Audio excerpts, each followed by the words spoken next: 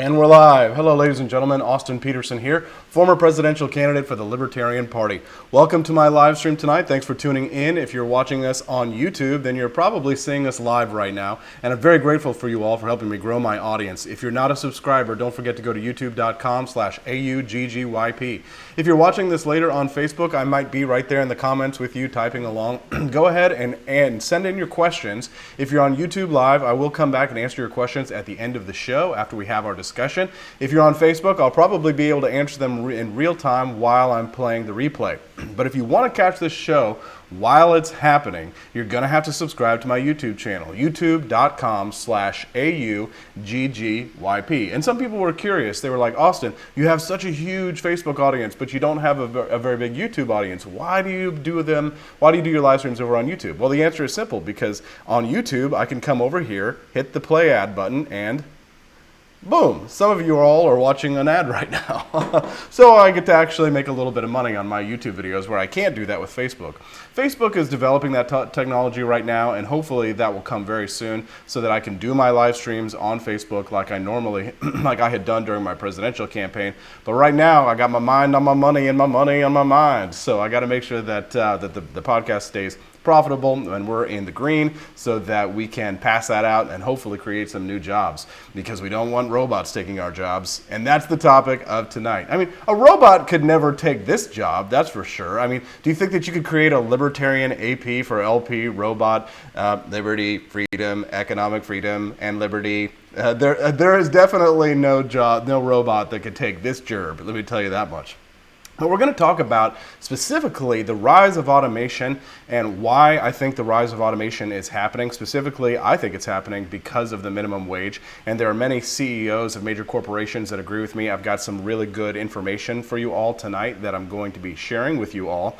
And I'm going to be talking about the ins and outs of the minimum wage, why I think the minimum wage is problematic, and I have got a savage, I mean, it's so savage, it's savage, Le Savage article by one of my friends who writes for Forbes magazine, a guy by the name of John Tamny, which I'm really looking forward to introducing you to. His writing style is just like, rips all these economic fallacies to shreds. So I've got a great article for you to read to you tonight from Forbes magazine. I've got an article from the Washington Post, and also I've got someone from the George Mason Mercatus Center, which, if you're not familiar, the Mercatus Center is the branch of George Mason University in Fairfax, Virginia. Is it Fairfax? Yeah, it's in Fairfax, Virginia. Or Mercatus is actually in Arlington. George Mason University itself is actually in Fairfax.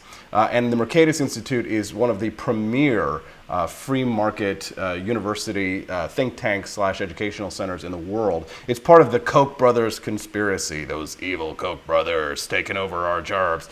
There's another thing. Nobody can take the Koch brothers jobs, because you got to have those geniuses that are going to create the jobs in order for there to be jobs. But we're going to talk about automation. We're going to talk about robots, whether or not there's going to be a robot apocalypse.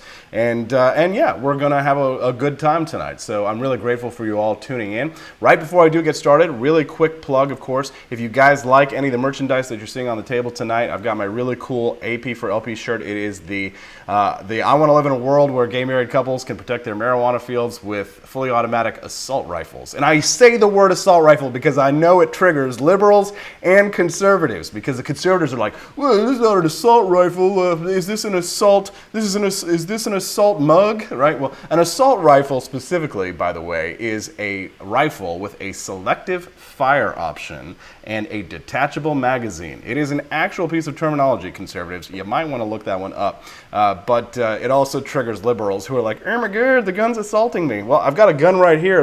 If this gun assaults me here tonight, this flintlock pistol assaults me tonight, then I'll back down on my stances on gun control. How's that? All right, let's get started. Ladies and gentlemen, let her rip. So this comes from the Washington Post. This was actually printed in the spring of last year, kind of foreshadowing the discussion that we're having right now when it comes to automation, robots. And at the end of the show, I've got a really cool clip for you all from Milton Friedman. You know how I love my Uncle Milton. And he's got a really great little short clip where he talks about the minimum wage. So I'll let Uncle Milty explain a little bit more about the minimum wage later in the show. This article comes from the Washington Post saying, ex-McDonald's CEO says raising the minimum wage will help robots take jobs.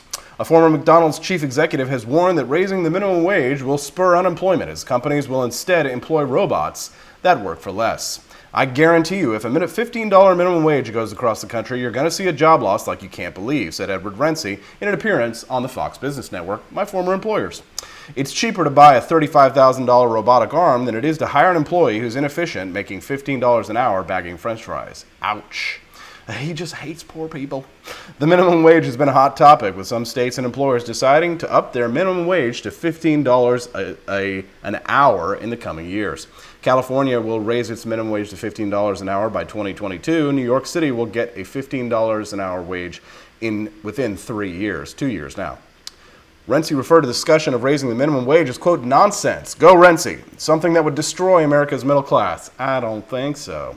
Rensi said he'd recently attended the National Restaurant Show and saw firsthand a range of robotic devices that are making their way into the restaurant industry. And customers in Phoenix, Arizona, if you live in Phoenix, like my boy, I believe Van Gutierre, my boy Van Gutierre is out there in Phoenix. They're seeing some of those robots taking over out there.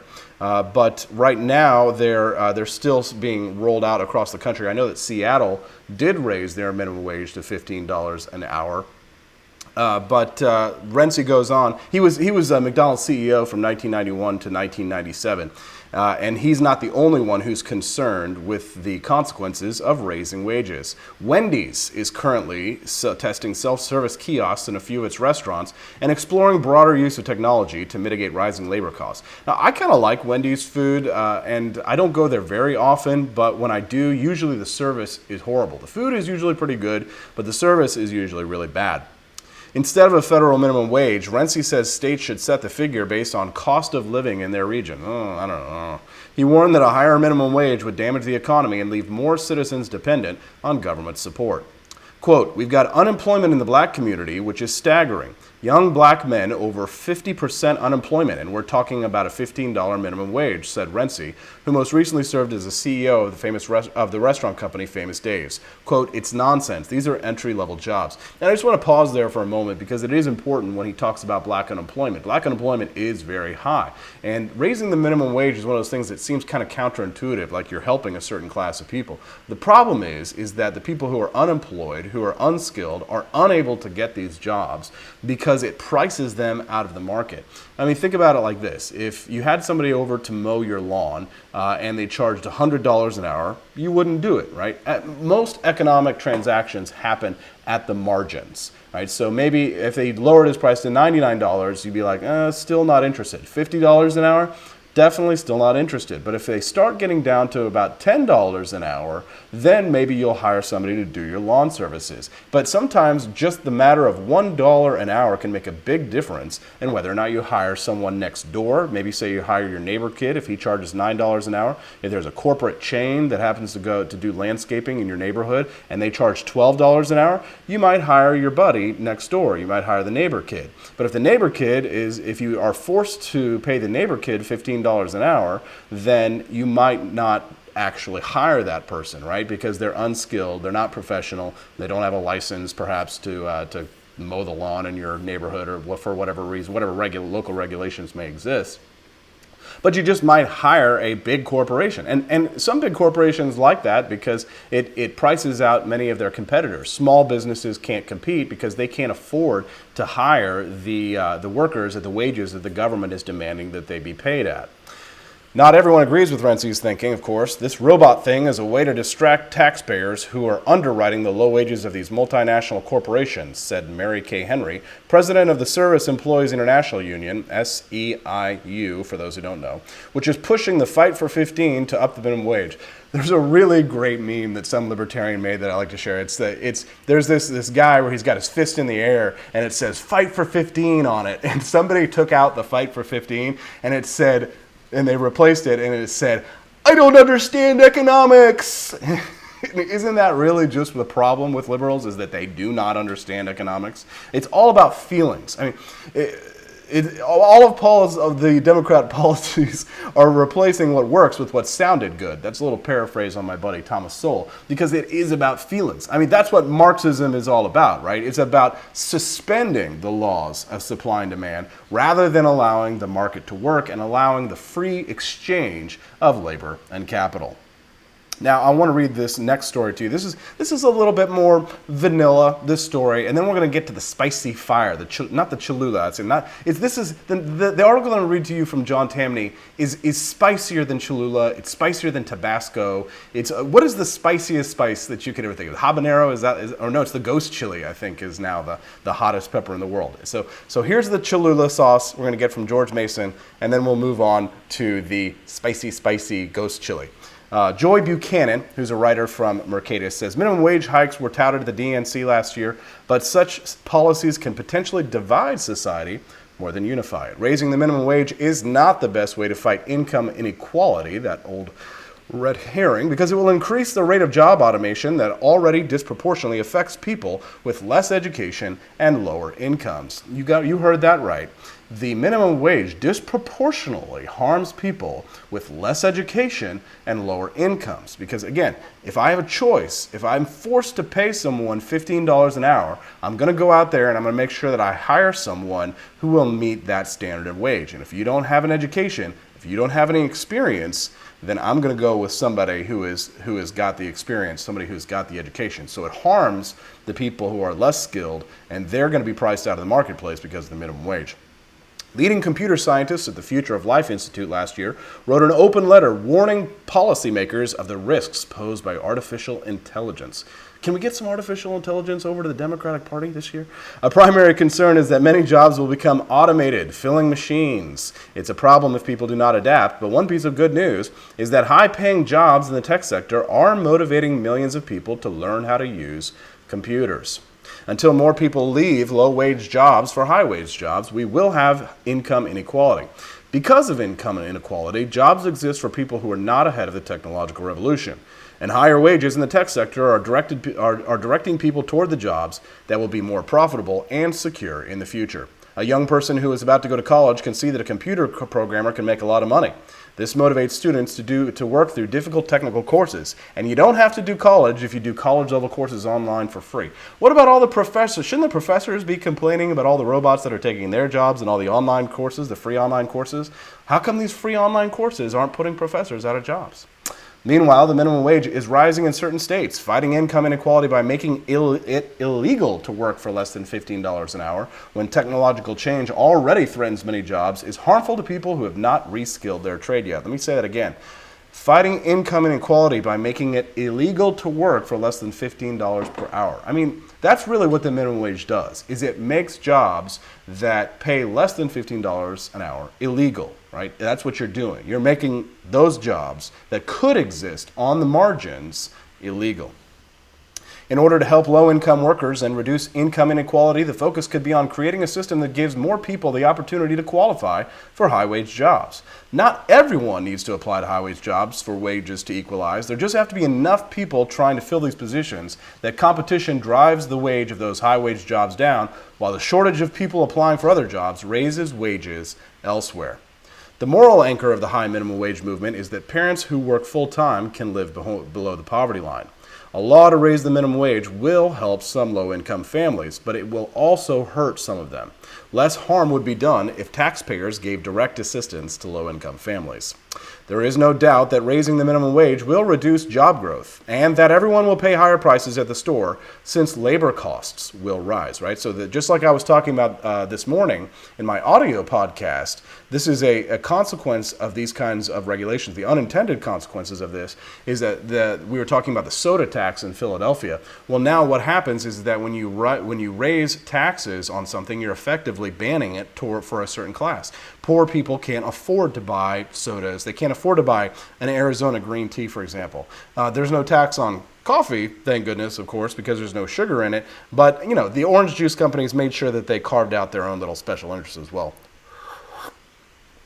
If the economy shrinks and prices rise, it's not just rich people who will get hurt. A shrinking tax base will mean fewer social services like Medicaid. Making it harder for humans to compete with robots will ultimately hurt low-income families. If prices are allowed to flow freely, then the problem of who goes where as more robots join the economy will be solved faster because prices communicate information. No one knows exactly where the greatest demand for human workers will be next year, but market wages will immediately indicate where the need is. The way for a community to become rich is to use this information from market prices and help more people who want high-wage jobs to get them. So that's the Cholula article right now, and we're going to take a quick little break, and I'm going to play a little ad for you guys while this is going on, and I'm going to drop the articles that I am reading from in the chat for you all so that you all can follow along and make sure that you are checking my facts. Don't mind being fact-checked. I don't want to be accused of being a fake news pundit. I want to make sure that everything that I offer to you all information-wise is sourced and checked. There you go, guys. So I'm dropping these links in there as well as in the chat. Hope you guys will follow along, but just don't click out, don't leave.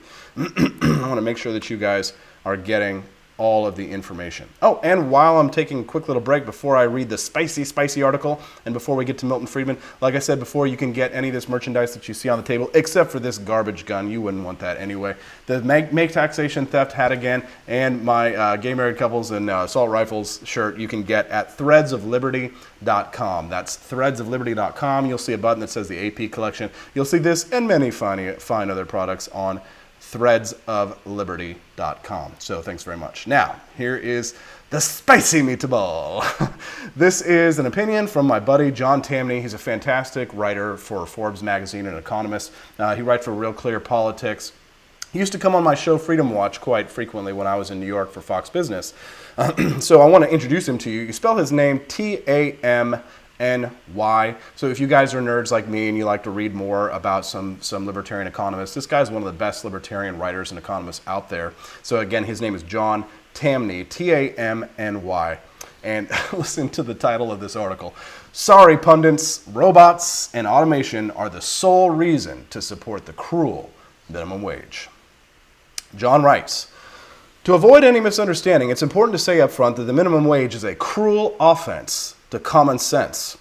Leaving statistics out of an argument that should be solely about the freedom of the individual to transact, the simple truth is that wage floors are harmful to those eager to gain useful work experience. The minimum wage should be zero. First sentence, bam, ghost chilies in your eyes. Yeah, and it gets better. When we lack experience in a certain field or work experience altogether, we should be free to offer up our services for nothing in order to gain the knowledge and skills necessary to earn a wage. As a writer, the fact that I could initially offer up my columns for nothing put me in a position to eventually command pay for them. Writing aside, not everyone interested in finding work has the initial skills that correlate with a paycheck. A willingness to work for free is a way to attain those skills. In that case, the minimum wage in a truly rational world wouldn't even be zero. If this is doubted, how many readers dying to work in technology, the automobile industry, or sports wouldn't pay for the opportunity to work for Jeff Bezos, Elon Musk, or Theo Epstein? The minimum wage should be less than zero. Still, recent commentary from members of the right has confused the issue. Getting into specifics, increased use of self-checkout at retailers like Walmart or self-service kiosks at restaurant chains like McDonald's has led to hysterical commentary about how state-mandated minimum wages have forced automation that is creating broad unemployment amongst the lower skilled. But automation is always and everywhere a good thing. Amen, John. Because it is, the analysis about wage floors and automation amounts to flawed thinking. If it's true that cruel wage floors are fostering increased use of the proverbial robot, then this represents one of the few good trade-offs to a minimum wage that vandalizes basic economics. Ghost today. Indeed, what can't be forgotten is that the erasure of work is always and everywhere the proper goal of commerce. Neither business nor willing workers are advantaged by the waste of human labor on the kind of work that could otherwise be done by machines. Remember last night in yesterday's podcast when I was talking about free trade and globalization, there used to be people who would sell chunks of ice, and they would drive around New York City, or they would ride their horses and pull a cart, and they would bring ice blocks to customers. Well, refrigerators killed their jobs. Refrigerators took their jobs. Automation took their jobs. But we all know that that's a good thing. Worse, human labor is very expensive for businesses that are in the business of profits, and it's expensive precisely because it's cheap. Somewhere along the way, smart people on the left and right bought into the silly idea that China and other poor countries are attractive investment destinations because the labor is cheap. No, cheap labor is expensive because it's cheap, as in less productive. Right. That's why the majority of U.S. investment flows into cities like New York, San Francisco, and Boston, where the labor is really expensive. It's cheaper to invest in the people there because the workers are productive. Okay, get where he's going with this? Not only is the accession of wage-earning laborers costly, it's also rather time-consuming to train workers, who frequently underperform, show up late, call in sick, and worst of all, quit. Automation means that businesses can utilize machines that are never late, never require vacation, sick days, and most important of all, don't quit. Automation is a great thing for businesses. Anyone who believes otherwise has never managed or owned a restaurant or any kind of business reliant on entry-level workers. They're often expensive to hire at any price precisely because they're entry-level, and by extension, unlikely to be in the job for the long haul. Importantly, that which makes human inputs redundant doesn't increase unemployment. If it did, the U.S. and other technologically advanced countries would be marked by rampant joblessness simply because the very purpose of technology is to free human beings from work. Lest we forget, before the staggering technological advance that was the tractor, most humans spent their days working in the fields very unproductively. If not for the technology-driven job destruction that has been the rule in the developed world for quite some time, we'd all be working, albeit in jobs that would have us miserable. Thank goodness for the proverbial robots, tractors, cars, airplanes, computers, internet, ATMs, that have made it increasingly possible for humans of varied skills to find work that more and more rewards a wide variety of skills. Automation is what made this possible. That's right. Keep going, John. Indeed, it's the very technology that frees businesses from hiring humans that has boosted profits that are a magnet for the investors who create all the jobs in the first place.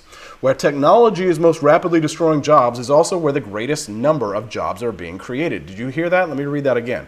Where technology is most rapidly destroying jobs is also where the greatest number of jobs are being created. Ghost Chili. Investors really have no interest in committing capital to businesses bent on wasting precious funds, hiring individuals to do work that could otherwise be done by machines. Along these lines, the rather primitive robot that we know as the dishwasher thankfully destroyed a lot of low-wage dishwashing jobs, only to make it possible for restaurants to more rapidly serve customers interested in a good meal served on very clean plates. And those automated dishwashers, once again, don't show up late or quit in order to work for a competitor. Right. Mostly reliable free thinkers have been lately expressing great horror about how wage floors are causing businesses to choose the proverbial robot over the low-skilled, but such thinking presumes that the entry-level work of today predicts the work of tomorrow, right? It's always this confirmation bias that you have in the past. It's very hard to see what will happen with automation in the future. In fact, it doesn't, and thank goodness it didn't. Implicit in the hysteria is that the nature of entry-level work is static, but nothing could be further from the truth. Once again, that which destroys jobs leads to the creation of all sorts of new kinds of work. That's right, that's right. Now, I'm going to take a quick little break there and play an ad for you all. It's, like I said, if you guys enjoy the merchandise that you're seeing on your screen right now, you can get your very own at threadsofliberty.com. Thank you very much for tuning into our live stream tonight. This one is almost done, and then we're going to play a little Milton Friedman, talk about the minimum wage, and then I'll answer your questions, and then we can chop, all done. And that's what's most troublesome about the minimum wage automation narrative. While concern about the employment prospects of low-skilled workers doubtless comes from a good place, similarly implicit in the analysis of commentators who properly decry minimum wages is that they possess first-hand knowledge about the future of work. But if they did, they would be billionaires. The most important thing to remember is that automation is always and everywhere something to embrace, simply because it will render existing low-wage work redundant. Applied to low-skilled workers, while it's impossible to know what the entry-level jobs of the future will be, rest assured that they will be better and reward a bigger range of skills the more that machines are erasing the entry-level work of the present. It's because they don't normally require work experience or skills that entry-level jobs aren't very good, and as such are marked by lots of tardiness, shoddy work habits, and turnover. If these jobs are thankfully destroyed through automation, they'll be replaced by bottom-rung positions that are much more likely to reinforce the talents of workforce newcomers pursuing them. So automation doesn't destroy jobs, it creates better jobs, and it creates better workers. So while it can't be stressed enough that there should be no such thing as the minimum wage, here he comes, the presumed advent of automation to allegedly get around wage floors is a certain and very positive trade-off that springs from that which shouldn't exist in the first place. Man, that is a spicy chili there from John Tamny. Very good article, very good article. I'm dropping it in the chat for you all so that you guys can see that story right there and find out more about John Tamny. Again, he's a fantastic writer and economist from Forbes, a good friend of mine, somebody who I converse with from time to time. So now I want to talk about the minimum wage itself. Earlier I explained to you why the price floor and making jobs illegal that are under a certain wage level is wrong and it doesn't make sense. It also harms the black community specifically because they have the highest unemployment rates right now. It's harder for them to get the jobs. So when you raise the minimum wage and you make it harder for African Americans to get the jobs that they need, the job training that they need. And it is an interesting thing. I mean, some jobs, the minimum wage should be less than zero, like John Tamny was talking about, because again, I would pay to go work for Elon Musk and learn from him, wouldn't you? I mean, a lot of people would do that. Some people pay exorbitant sums in order to study under masters. They're called teachers.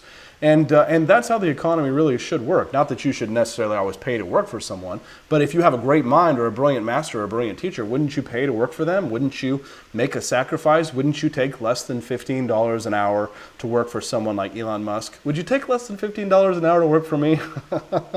As a matter of fact, that's my next thing. We're going to be talking about how you guys can get involved more with the Libertarian Republic, Stonegate Institute, and Liberty Viral. But I want to have my good buddy, Milton Friedman, explain the minimum wage to you better than I ever could. Here comes Uncle Milty.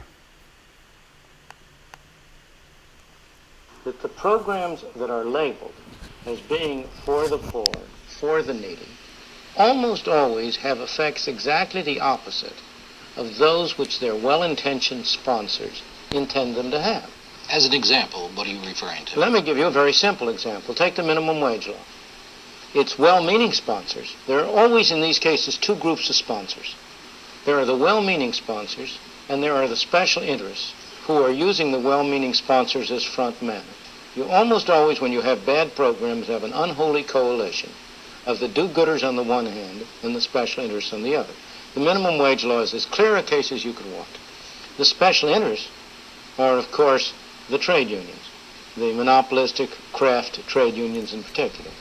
The do-gooders believe that by passing a law saying that nobody shall get less than $2 an hour or $2.50 an hour or whatever the minimum wage is, you are helping poor people who need the money. You are doing nothing of the kind. What you are doing is to assure that people whose skills are not sufficient to justify that kind of a wage will be unemployed. It is no accident that the teenage unemployment rate, the unemployment rate among teenagers in this country, is over twice as high as the overall unemployment rate. It's no accident that that was not always the case. Until the 1950s, when the minimum wage rate was raised very drastically, very quickly, teenage unemployment was higher than ordinary unemployment because, of course, the teenagers are the ones who are just coming into the labor market. They're searching and finding jobs, and it's understandable that on the average they would have be unemployed more. But it was nothing like the extraordinary level it has now reached. It's close to 20%. Why? Because the minimum wage law is most properly described as a law saying employers must discriminate against people who have low skills. That's what the law says. The law says here's a man who has a skill which would justify a wage rate of $1.50, $2 an hour. You may not employ him. It's illegal because you have to. If you employ him, you have to pay him $2.50. Well, what's the result? To employ him at $2.50 is to engage in charity. Now, there's nothing wrong with charity, but most employers are not in a position where they can engage in that kind of charity. Thus, the consequences of minimum wage rates have been almost wholly bad, to increase unemployment and to increase poverty. Moreover, the effects have been concentrated on the groups that the do-gooders would most like to help. The people who have been hurt most by minimum wage laws are the blacks. I have often said that the most anti-Negro law on the books of this land is the minimum wage rate. And so I think the real answer to your question is that you must not judge a bottle solely by its label. You have to look at what's inside and see what the law or the measure produces. If one looked at the label, though, and perhaps one of those government regulations that you would look askance at is that we look at labels. If one looked at the label and identified the objective of minimum wages, are there no positive, legitimate objectives achieved by minimum wage? None whatsoever. In my opinion, there is absolutely no positive objective achieved by minimum wages. Its real purpose is to reduce competition for the trade unions and make it easier for them to maintain the wages of their privileged members higher than the others.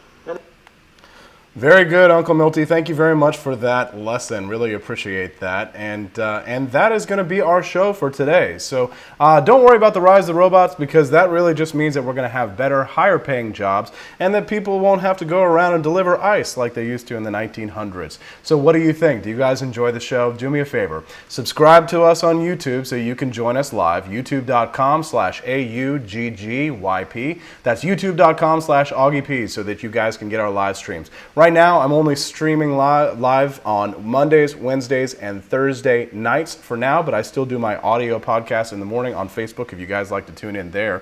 But what do you think? Do you guys like these live streams? If you want more, don't forget to subscribe, and don't forget also to check out the libertarianrepublic.com as well as our sister site, libertyviral.com. And have you heard about my new nonprofit institute? The Stonegate Institute is fighting for economic freedom and personal liberty across the United States. We're also looking at getting a booth at CPAC this year, so if you're interested in volunteering, get in touch with Joe Trotter at the Stonegate Institute. That's Stonegate, G-A-I-T. You can see it spelled right up there, so make sure you spell it right. Just like my last name, it's spelled with an E, not with an O. S-E-N, right? Auggie P. coming at you. Thanks so much for watching our show tonight. And again, if you like the merchandise that you see here today, you can find that at threadsofliberty.com. Have a great night, and